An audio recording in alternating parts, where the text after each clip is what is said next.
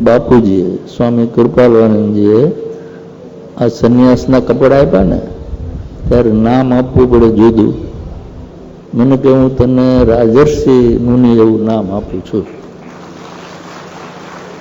કારણ કે તું ક્ષત્રિય છો, હવે તું સંન્યાસી બનીને સાધના કરવા તૈયાર થયો છે, એટલે મને નામ એ આપ્યું છે. હવે મારે એને સાર્થક કરવું જોઈએ ને, કે કમસે કમ પહેલા રાજર્ષિ તો બનવું, પછી બ્રહ્મર્ષિ બની શકે છે. અલ્ટિમેટ ગોલ તો બધાનો મોક્ષ છે. બ્રહ્મને જાણો તો મોક્ષ મળી જાય, પણ બ્રહ્મનો સાક્ષાત્કાર કરતા પહેલા આત્માનો સાક્ષાત્કાર કરવો જરૂરી છે. સીધો ઠેકડો મારી શકાતો નથી. તમારે પીએચડી થવું હોય તો પહેલા એસએસસી પાસ કરો, પછી હાયર સેકન્ડરી પાસ કરો, ગ્રેજ્યુએશન પાસ કરો, પોસ્ટ ગ્રેજ્યુએશન પાસ કરો, પછી પીએચડી થવાય.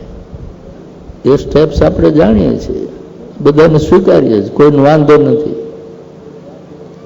પણ આ સાધનાની વાત આવે ને તો સીધા બધાને બ્રહ્મનો સાક્ષાત્કાર કરી લેવો છે. કોઈને આસન પ્રાણાયામની કસરત કરવી નથી.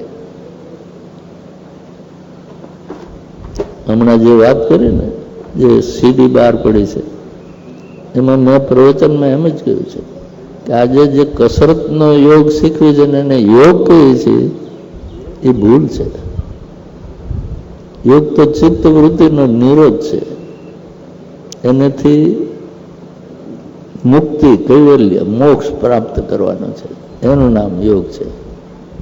યોગ ચિત્ત વૃત્તિ નિરોધ એટલે કોઈ મગજમાં, ચિત્તમાં કોઈ વિચાર ઉઠે જ નહીં. મન આત્મામાં સ્થિર હોય, બ્રહ્મમાં સ્થિર થઈ જાય. એ સમાધિની ભાષા છે. યોગનો હેતુ એ છે, કસરત નથી. ચિત્ત વૃત્તિનો નિરોધ થવો જોઈએ.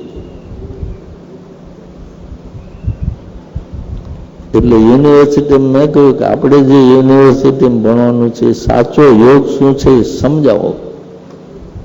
એના પહેલા પગથિયાં જ શીખવો, પણ એ જ યોગ નથી.